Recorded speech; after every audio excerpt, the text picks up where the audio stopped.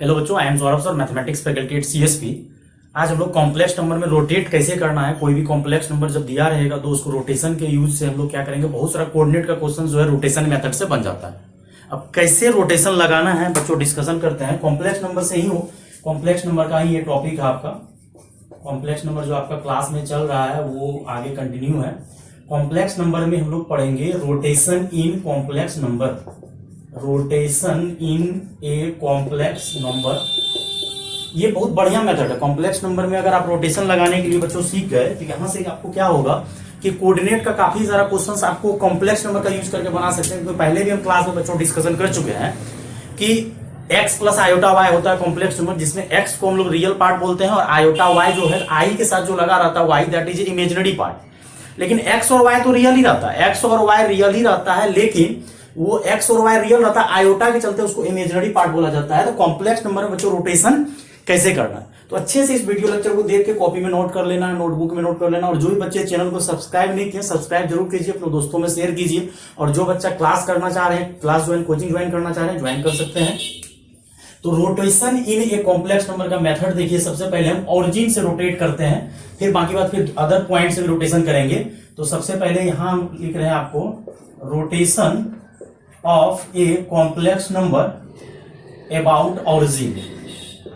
Origin के about rotation कर रहे हैं। और ये आपका रियल एक्सिस है जिसको आप लोग रियल पॉजिटिव बोल दीजिए, इमेजिनरी पॉजिटिव, और ये आपका रियल निगेटिव और ये इमेजिनरी निगेटिव। हम रोटेशन कहां से कर रहे हैं, ऑरिजिन से।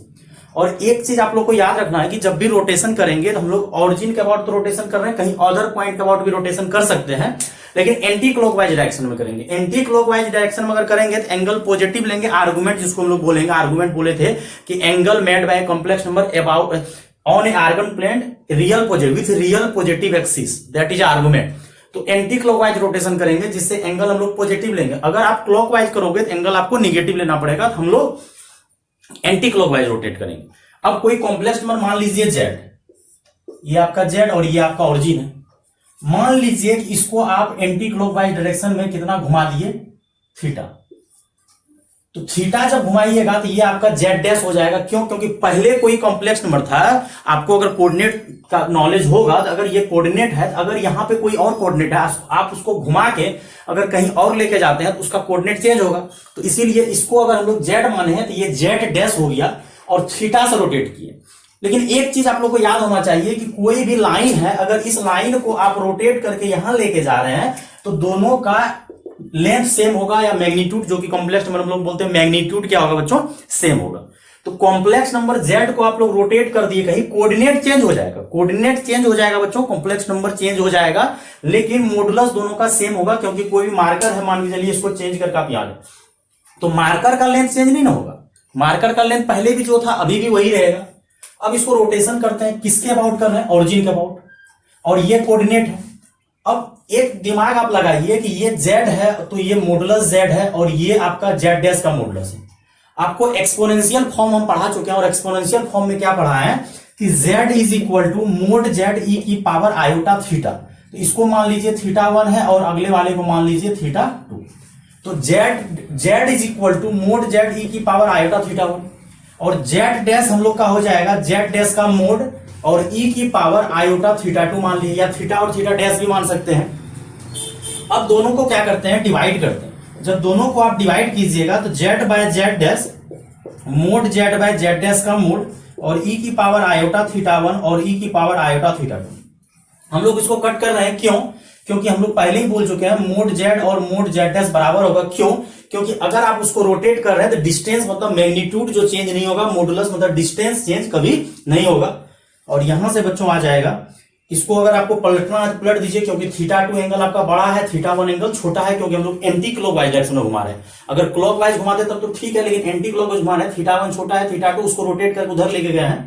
तो अगर इसको पलटना है तो पलट सकते हैं, z डैश बाय z, तो ये e की पावर आयोटा थीटा 2 ऊपर चले जाएगा, e की पावर आयोटा थीटा 1 नीचे आ जाएगा, और z dash is equal to हो जाएगा z, और ये e की power iota theta 2 minus theta 1, base अगर सेम रहता है पावर डिवाइड में सब्ट्रैक्ट हो जाता है।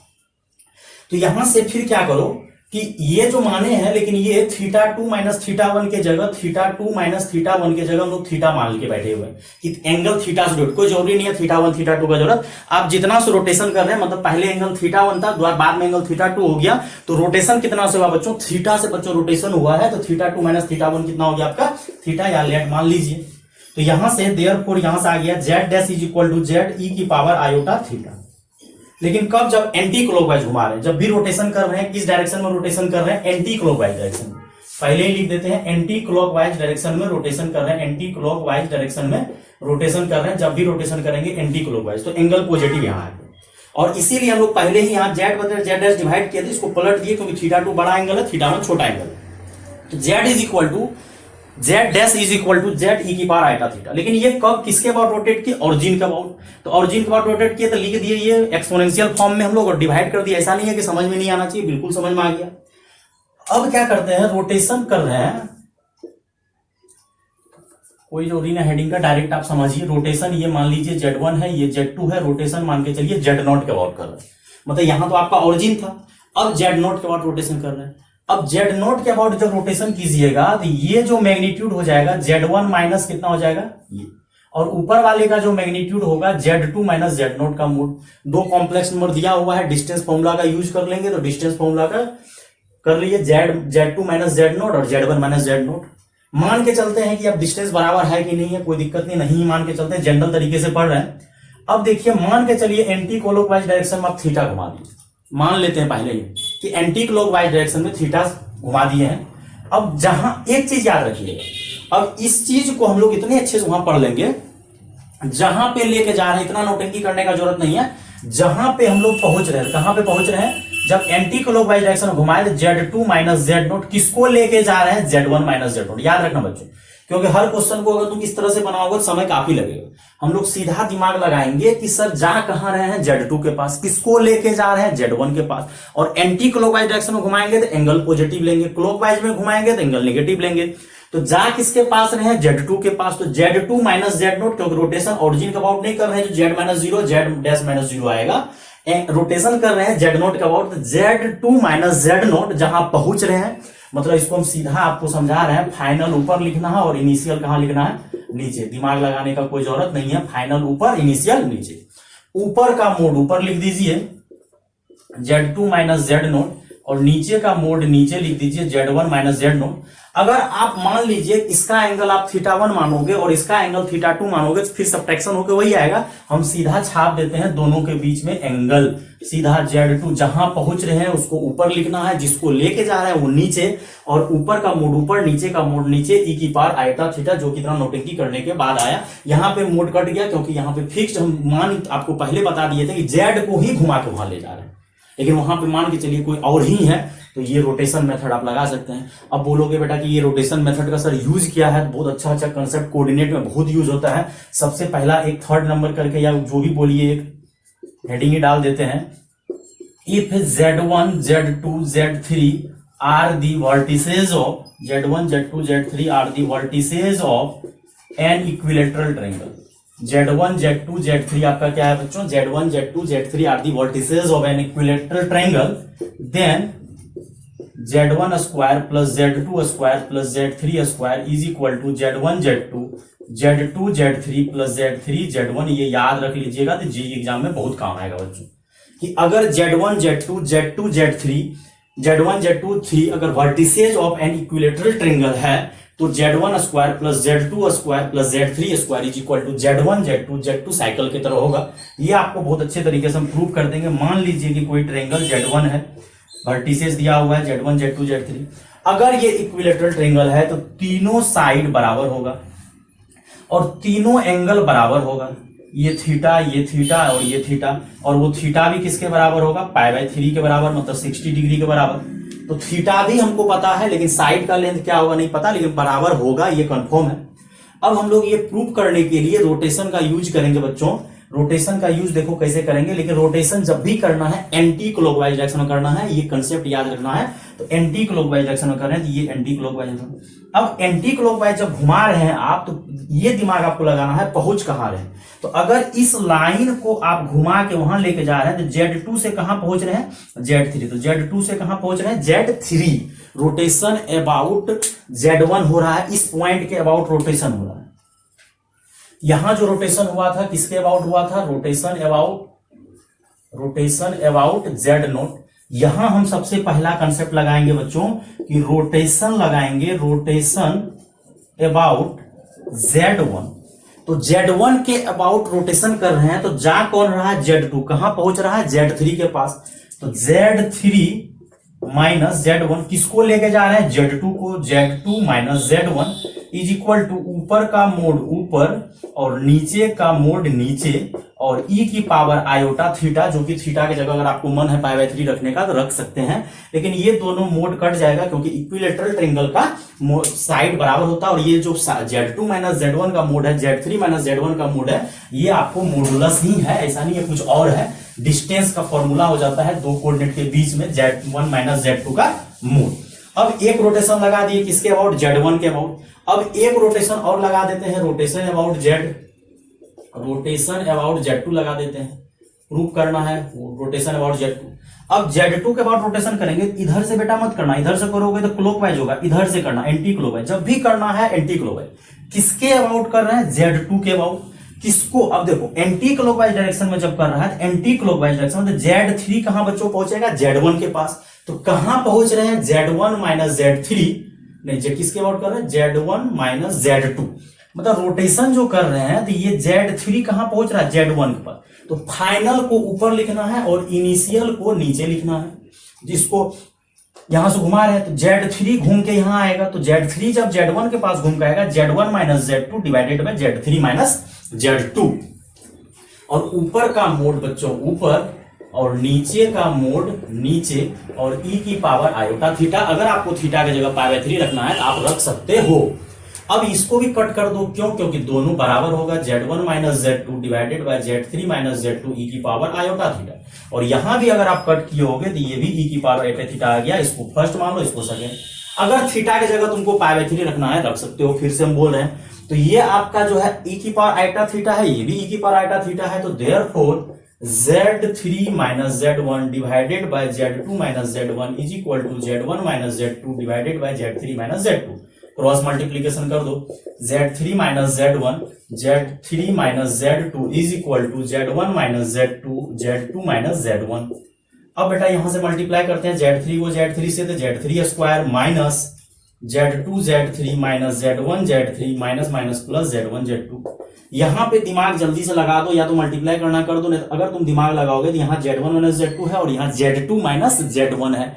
माइनस कॉमन लो यार, मल्टीप्लाई कर देते हैं, तो माइनस कॉमन लेंगे तो होल स्क्वायर बन जाएगा। माइनस क्या करेंगे, अगर माइनस यहां से किसी एक में से माइनस कॉमन ले लेगा तो Z1 माइनस Z2, इसको भी लिख दो Z1 माइनस Z2, आगे माइनस लगा दो। तो यहां से डायरेक्ट क्या लिख देंगे, minus Z1 square minus Z2 square minus minus plus 2Z1 Z2।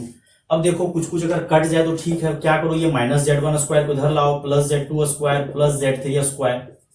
यहाँ पे 2Z1 Z2 है, यहाँ पे 1Z1 Z2 है, इधर आएगा सब्ट्रैक्शन होके 1Z1 Z2 बचेगा और ये दोनों माइनस इधर आएगा तो प्लस हो जाएगा। तो यहां से बच्चों आपको प्रूव कर दिए, अगर Z1 Z2 Z3 are the vertices of an equilateral triangle, then Z1 square plus Z2 square plus Z3 square is equal to Z1 Z2 Z2 Z3 Z3 Z1। और ये रोटेशन से हम लोग प्रूव किए कि अगर रोटेशन कहीं और से करेंगे तो जहां पहुंच रहे हैं, याद रखिएगा बच्चों, जहां पहुंच रहे हैं फाइनल बाय इनिशियल, तो Z2 minus Z0 bye Z1 minus Z0। तो Z1 Z2 Z3 are vertices of an equilateral triangle, then ये प्रूफ जो है थीटा π/3 रखने का कोई जरूरत नहीं है, इक्वेट कर दिए, कोई फर्क नहीं पड़ा। तो हम लोग पहले क्या किए, Z1 के अबाउट रोटेशन किए बच्चों का, फिर से समझ लो। अगर Z1 के अबाउट रोटेशन किए तो ये घूम के यहाँ पे एंटी क्लॉकवाइज अगर घुमाओगे तो यहाँ माइनस देना पड़ेगा। तो हम लोग इसको जो घुमाए तो यहां जब गया घूम के तो कहां पहुंचा, Z3 के पास। तो Z3 minus Z1 divided by Z2 minus Z1। और यहां जब किए Z2 के बाद घुमाए एंटी क्लॉकवाइज डायरेक्शन में, तो किसको घुमाए, इस लाइन को यहां पे घुमाए, तो Z3 minus Z1 divided bye करके। तो ये आपको अगर याद रहेगा तो बहुत सारा जेई सबके एग्जाम में आपका क्वेश्चन क्विक बन जाएगा कि if Z1 Z2 Z3 are the vertices of an equilateral triangle then ये थ्योरम बोलिए, या जो इसको समझना समझ सकते हैं कि बराबर होगा। अब देखो बच्चों क्या करते हैं, एक क्वेश्चन दे देते हैं नॉर्मल टाइप का। If origin Z1 Z2 are the vertices of an equilateral triangle, then Z1 by Z2 plus Z2 by Z1 is equal to what? If origin Z1 Z2 are the vertices of an equilateral triangle, then क्या होगा? हम लोग सीधा रट्टा मारे हैं, कोई जरूरी नहीं है एग्जाम में रोटेशन करने का। अगर कोई ऐसा क्वेश्चन कॉम्प्लिकेटेड आ गया तब तो आपको रोटेशन लगाना ही पड़ेगा, लेकिन अब भी लगाने का कोई जरूरत नहीं है। सीधा हम लोग याद किए हैं कि अगर इक्विलेटरल ट्रायंगल का 3 वर्टिसेस दिया हुआ है तो सीधा क्या करना है, Z1 square Z2 square Z3 square is equal to Z1 Z2 Z2 Z1 Z2 Z3, जो भी समझिए आप, ये Z3 Z1 मतलब Z1 का काम ये ओरिजिन आपका कर रहा है, ये Z2 का काम कर रहा है, ये Z3 का काम कर रहा है। यहां से बच्चों आ जाएगा Z1 square plus Z2 square, और ये तो आपका 0 हो गया, ये भी आपका 0 हो गया, तो यहां आपका आ गया Z1 इंटू Z2। अब Z1 Z2 से बेटा डिवाइड कर दो, क्योंकि यहां डिवाइड दिख रहा है हमको, तो डिवाइड कर देते हैं, और Z2 square by Z1 Z2 is equal to 1 हो जाएगा। डिवाइड कर दिए, यहां से एक Z1 कैंसिल हो जाएगा, यहां से एक Z2 कैंसिल हो जाएगा, तो यहां बचेगा Z1 बाय Z2 और यहां बचेगा Z2 bye Z1 is equal to. और इस टाइप का बच्चों जब क्वेश्चन आता है घबराने का कोई जरूरत नहीं, आराम से बन जाता है। इक्विलेटरल ट्रायंगल का कांसेप्ट सीख गए हम लोग। अब बोलिएगा कि सर ये रोटेशन का आपको कहां कहां यूज आसानी से हो सकता है, तो बहुत सारा जगह आसानी हो सकता है। जैसे आपको अगर कोई स्क्वायर है, मान लीजिए इफ कोई वर्टिसेस 2 दे देते हैं, 2 adjacent vertices of a square दे देते हैं, इस बार ऑफ ए स्क्वायर आर, कुछ लिख देते हैं, मान लीजिए 6 10 लिख दीजिए और एक लिख दीजिए 4 5, देन फाइंड अदर वर्टिसेज, या सेंटर भी निकालने दे सकते हैं, कोई बड़ा बात नहीं। अदर वर्टिसेज, या एक चीज और लिख देते हैं एंड सेंटर। कोई स्क्वायर है, स्क्वायर का आपका क्या दिया हुआ है, 2 एडजेसेंट वर्टिसेज आपको दिया हुआ है। अब स्क्वायर का अगर 2 एडजेसेंट वर्टिसेस दिया हुआ है और आपको बोल रहा है कि स्क्वायर का एडजेसेंट साइड दिया हुआ, तो अदर 2 वर्टिसेस निकालिए और उसका सेंटर निकालिए। तो ये कॉम्प्लेक्स नंबर अगर आप इसको लगाइएगा तो आसानी से बन जाएगा। कोई स्क्वायर है आपका, तो ये स्क्वायर है। अगर ये बेटा स्क्वायर है तो 2 एडजेसेंट दिया हुआ है, ये 6 10 दिया हुआ है, ये 4 5 दिया हुआ है, और इसका सेंटर का मतलब डायगोनल जो होता है, डायगोनल जो इंटरसेक्ट करता है 90 डिग्री पे रोटेशन करता है। एक चीज इसमें और बहुत अच्छा समझाएंगे, पहले भी क्लास में डिस्कशन कर चुके हैं कि अगर कोई भी कॉम्प्लेक्स नंबर को 90 डिग्री से रोटेट करते हैं, मतलब आयोटा से मल्टीप्लाई करते हैं, तो ये आपका ए है, ये आपका बी है, ये सी है, ये डी है। और इसको हम लोग क्या करते हैं, Z1 इज इक्वल टू लिख देते हैं 6 + 10 आइटा, क्योंकि ये x है रियल पार्ट, ये इमेजिनरी पार्ट मान लेते हैं, इसको मान ले x coordinate y coordinate. Coordinate को हम लोग, ये ऑर्डर पेयर्ड है, उसको हम लोग कॉम्प्लेक्स नंबर में कन्वर्ट कर दिए, और ये हो गया आपका 4 + 5 आइटा। अब देखो क्या है, अगर तुम ज्यादा दिमाग लगा के निकालने की कोशिश करोगे बहुत कॉम्प्लिकेटेड हो जाएगा, लेकिन रोटेशन से देखो कैसे हो जाएगा। इसको मान लो Z0, क्योंकि सेंटर है तो Z0 हो जाएगा। हम लोग क्या करते हैं, इसको रोटेशन करते हैं एंटी क्लॉकवाइज डायरेक्शन में, एंटी क्लॉकवाइज। तो जब एंटी क्लॉकवाइज डायरेक्शन रोटेट कर रहे हैं, कहां पहुंच रहे हैं, Z2 minus Z0 divided bye किसको पहुंचा रहे हैं, इसको घुमा के देखो, इस लाइन को घुमा के यहां पहुंचा रहे हैं। तो Z2 minus Z0 divided by Z1 minus Z0 is equal to कितना, देखो ऊपर का मोड ऊपर दे देते हैं, वैसे मोडुलस कट जाएगा। क्यों, क्योंकि डायगोनल का साइज जो है, ये बाइसेक्ट किया है, ये और ये आपका इक्वल होगा, और e की पावर आयोटा π/2। क्यों, क्योंकि कितना डिग्री से घुमा रहे हैं, 90 डिग्री से, क्योंकि स्क्वायर का डायगोनल 90 डिग्री पे कट करता है। और ये आपका कट के 1 हो जाएगा। क्यों, क्योंकि दोनों जो है आपका बराबर होगा, ये और ये बराबर होता है। अब यहां से बेटा क्या करेंगे, Z2 minus z naught is equal to e की पावर आयोटा पाई बाय 2 को हम लोग डायरेक्ट लिख देते हैं आयोटा। क्यों, पहले भी हम पढ़ा दिए हैं कि प्लस माइनस आयोटा जो होता है ई की power plus minus iota pi by 2 होता है। और एक चीज बेटा और पढ़ा है कि अगर कोई कॉम्प्लेक्स नंबर को आप अगर आयोटा से मल्टीप्लाई करते हैं तो वो 90 डिग्री से घूम जाता है। दिखा देंगे, फिर से प्रूव कर देंगे। अब यहां से Z2 के जगह जो था पुट कर दो, Z2 की जगह 4 + 5 आयोटा था, और यहां से Z0 था, और यहां से Z1 के जगह आपका था 6 + 10 आयोटा माइनस आयोटा से मल्टीप्लाई भी कर देते हैं। अब यहां से हो जाएगा ये 4 + 5 आयोटा Z0 6 आयोटा हो जाएगा, और 10 आई स्क्वायर का वैल्यू -10 हो जाएगा Z2 आयोटा। अब बेटा यहां से क्या करो, उसको इधर लाओ तो -4 जब इधर आएगा +14 हो जाएगा, 5 है ये 6 इधर आएगा माइनस, और ये Z0 उधर जाएगा तो Z0 कॉमन होके 1 माइनस आयोटा, 1 माइनस आयोटा से डिवाइड कर दो, कहीं पे कैलकुलेशन मिस्टेक नहीं होना चाहिए, देख लो। तो क्या किए हम लोग, कुछ नहीं किए हैं, यहाँ मल्टीप्लाई किए तो आई स्क्वायर माइनस हो गया, ये प्लस आई इधर आया तो माइनस आई हो गया, और ये 4 है -10 आया 14 ये आ गया। अब इसको हमको Z0 चाहिए, ये फॉर्म तो है नहीं तो इसको रेशनलाइज कर दो, 1 + आयोटा से क्या करो मल्टीप्लाई एंड डिवाइड कर दो।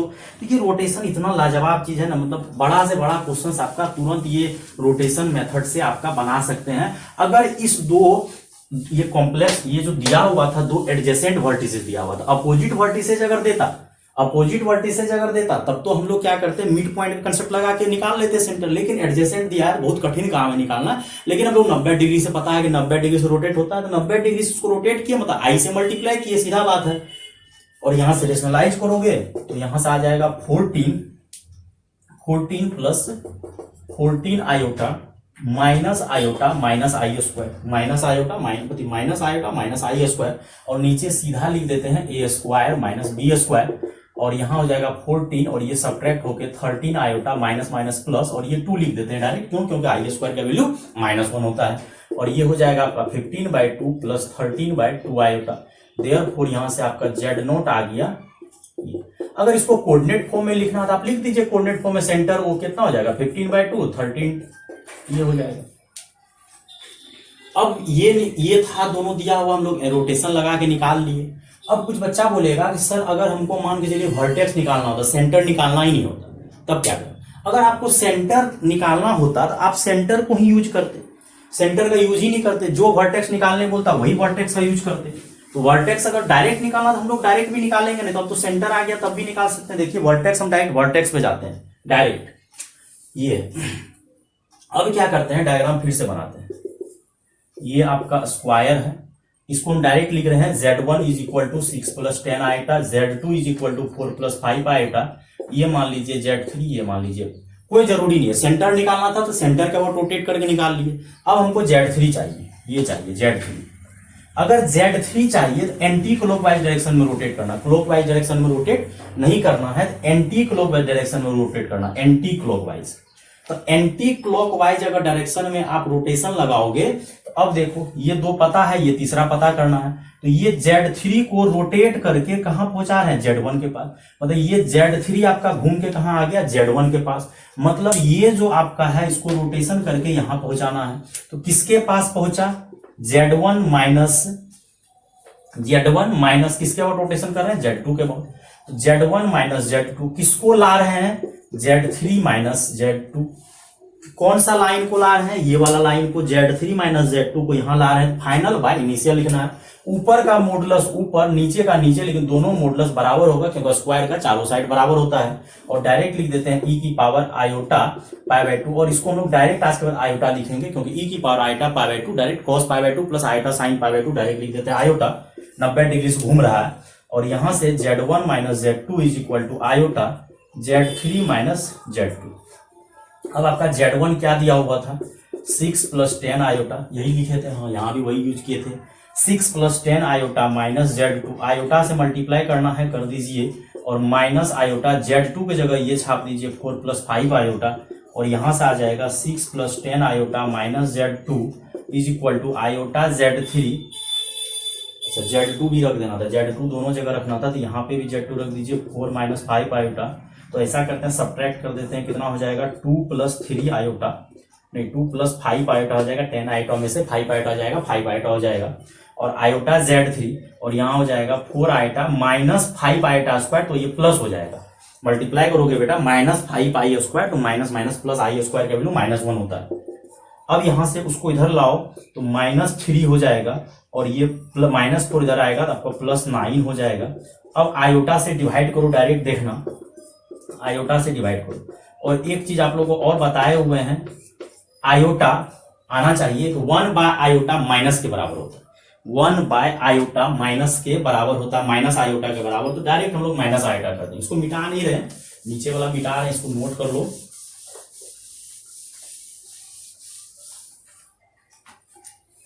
1 बाय आयोटा माइनस आयोटा के बराबर होता है, तो -3 + 9 आयोटा Z3 डायरेक्ट बन जाएगा जल्दी से। क्यों उतना दिमाग लगाना है, नहीं तो आई से मल्टीप्लाई डिवाइड करना पड़ेगा। और -9 आई स्क्वायर, और आई स्क्वायर का वैल्यू माइनस होता है, माइनस माइनस, तो आपका Z3 आ गया 9,3 और ये आपका कितना आया था, सेंटर कितना आया था 15/2 और 13/2। आप दिमाग लगाओ ढंग से, तो 9 6 15 10 3 13/2। अब अगला निकालना है, फिर अगले में भी रोटेशन लगा लीजिए, नहीं तो डायरेक्ट मिड पॉइंट कंसेप्ट लगा के निकाल दीजिए। तो ये सब मेथड अगर आपको आएगा तो रोटेशन मेथड से बड़ा क्वेश्चन को जेई सब के एग्जाम में अगर अच्छा क्वेश्चन आएगा तो बहुत आसानी तरीके से बना लोगे बच्चों। उसको नोट कर लो ढंग से। तो रोटेशन हमेशा लगाना, और रोटेशन जब भी लगाना है तो एंटी क्लॉकवाइज डायरेक्शन में ही लगाना। तो एंटी क्लॉकवाइज डायरेक्शन में लगाने से हम लोग एंगल पॉजिटिव लेंगे। अगर कोई क्लॉकवाइज डायरेक्शन में लेगा तो उसको निगेटिव लेना पड़ेगा एंगल, क्योंकि वो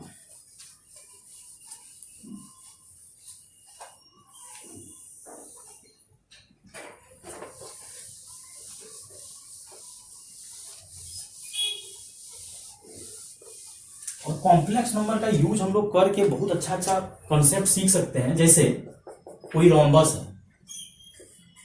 ये आपका रोम्बस है, अगर ये वर्टिसेस Z1 है, ये Z2 है, ये Z3 है, और ये मान लीजिए Z, मान लीजिए थोड़ा देर के लिए कि ये क्या है आपका Z है, तो हम लोग क्या करेंगे यहां से, अगर वो Z है तो रोम्बस के बारे में आप लोगों को पता होगा कि उसका डायगोनल बाइसेक्ट करता है। तो अगर डायगोनल बाइसेक्ट करता है तो Z + Z2/2 = Z1 + Z3/2। तो यहां से आ जाएगा Z + Z2 = Z1 + Z3, therefore Z हो जाएगा Z1 + Z3 - Z2। इसको भी बहुत अच्छे तरीके से हम बता देते हैं कि अगर कोई तीन वर्टेक्स रोम्बस का दिया हुआ है, रोम्बस हो या पैरेललोग्राम हो, क्योंकि रोम्बस है तो पैरेललोग्राम में काम करेगा। पैरेललोग्राम के लिए समझ आइए कि ये आपका पैरेललोग्राम है, ये सब जगह काम कर जाएगा। पैरेललोग्राम का मतलब हो गया ये आपका रोम्बस, स्क्वायर, रेक्टेंगल हर जगह काम करेगा। तो अगर आपको Z निकालना, आजू बाजू को जोड़ दीजिए, सामने वाला सब्ट्रैक्ट कर दीजिए। मतलब बड़ी आसानी तरीके से आजू बाजू को जोड़िए, सामने को सब्ट्रैक्ट कीजिए। जैसे एग्जांपल में कभी कभार रोम्बस का आपका सॉरी जैसे ये दिया हुआ है, कुछ भी दिया हुआ है, -3 4 दिया हुआ है, कुछ भी दे दीजिए, यहां 6 दे दीजिए। अब इसको निकालना है थर्ड। अगर इसको आप कॉम्प्लेक्स नंबर में चेंज कर दीजिएगा तो कर सकते हैं, 3 आयोटा -3 + 6 आयोटा। हमको Z निकालना, आजू बाजू को जोड़ना है, ये अगल बगल वाले को जोड़ना है, 3 + 4 आयोटा प्लस -3 + 6 आयोटा, और सामने वाला को सब्ट्रैक्ट करना है। यही कॉम्प्लेक्स नंबर का यूज करके मिड पॉइंट कंसेप्ट लगा के यहां से खटाक बन जाएगा।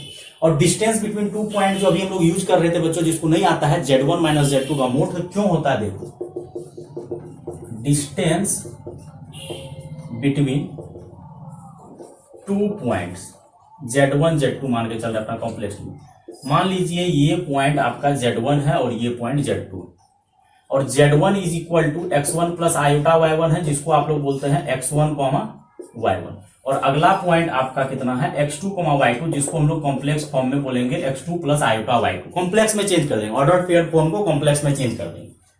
अब यहां से एक डिस्टेंस का फॉर्मूला आप लोग को आता है, x1 - x2 का whole square plus y1 - y2 का होल स्क्वायर। और दूसरा हम लोग क्या करते हैं, अभी बताए थे, Z1 - Z2 का डायरेक्ट मोड कर दो। क्या फायदा होगा देखो, Z1 के जगह आपका x1 + आयोटा y1 रख दीजिए, और इसके जगह रख दीजिए x2 + आयोटा y2 मोड। अब देखो बेटा यहां से सब्ट्रैक्ट होगा कौन, x1 में से x2 रियल में रियल पार्ट और इमेजिनरी में इमेजिनरी पार्ट। और मॉडुलस का फॉर्मूला होता है रियल का स्क्वायर प्लस इमेजिनरी का पार्ट का स्क्वायर। यही चीज तो बेटा वहां भी आ रहा था। अब इससे फायदा क्या होता है कि अगर कोई दो पॉइंट के बीच में डिस्टेंस निकालने बोल रहा है 5 9 निकालने बोल रहा है, तो एक तो आप डिस्टेंस का फॉर्मूला वो निकाल रहे हैं 3 माइनस x2 माइनस x1 बोलो या x1 माइनस x2 बोलो होल स्क्वायर, या डायरेक्ट अगर डिस्टेंस निकालने बोलेगा तो z1 माइनस z2 का मोड कर दो। लेकिन z1 का काम कौन करने लगेगा 3 plus 4 iota minus 5 plus 9 iota. तो देखो 3 में से 5 जाएगा कितना आ जाएगा कॉम्प्लेक्स नंबर चेंज होके -2, और अगला जो आपका 4 में से जाएगा 5 कितना आ जाएगा, तो मतलब आपका घूम के वहीं पहुंच रहा है, क्वेश्चन जो है आपका वहीं चले जाएगा। डिस्टेंस इज इक्वल टू -2 -5 आएगा, तो ये हो जाएगा -2 का स्क्वायर -5 का स्क्वायर। लेकिन यहां क्या हो जाएगा, यहां भी वही हो रहा है। तो कॉम्प्लेक्स नंबर का कभी कभी यूज करके हम लोग बहुत आसानी तरीके से बना सकते हैं। रोटेशन आपको सीखना बहुत जरूरी है कि रोटेशन कैसे यूज करना है। एंटी क्लॉकवाइज डायरेक्शन में हम लोग रोटेट करेंगे। अगर किसी को मन है क्लॉकवाइज में करने का तो एंगल निगेटिव लीजिएगा। बच्चों आज जो पढ़े हम लोग, फिर उसके बाद क्या पढ़े कि अगर कोई इक्विलेटरल ट्रायंगल है, उसका वर्टिसेज आपको दिया हुआ है z1 z2 z3, देन हो जाएगा z1 square plus z2 square plus z3 square is equal to z1 z2 z3। तो आइसोसेलेस ट्रायंगल सब भी देगा, कभी एंगल दे देगा, तो आप रोटेशन का यूज कर सकते हैं, बना सकते हैं आराम से। और ये सब कंसेप्ट याद रखना, डिस्टेंस का भी z1 में z2 का मोड। और अगर कोई कॉम्प्लेक्स नंबर को 90 डिग्री घुमा रहे हैं तो वो आयोटा से घूम जाएगा बच्चों। तो ये आपका रोटेशन से था। बाकी बात और सब भी क्वेश्चन डिस्कशन क्लास में कर देंगे। बाकी बात जिसको कुछ लगाना है आप पूछ सकते हैं डाउट, ठीक है बच्चों। और जो भी बच्चे अभी तक चैनल को सब्सक्राइब नहीं किए, सब्सक्राइब जरूर कीजिए बच्चों, और जितना हो सकता है सपोर्ट कीजिए बच्चों, ठीक है। Thank you.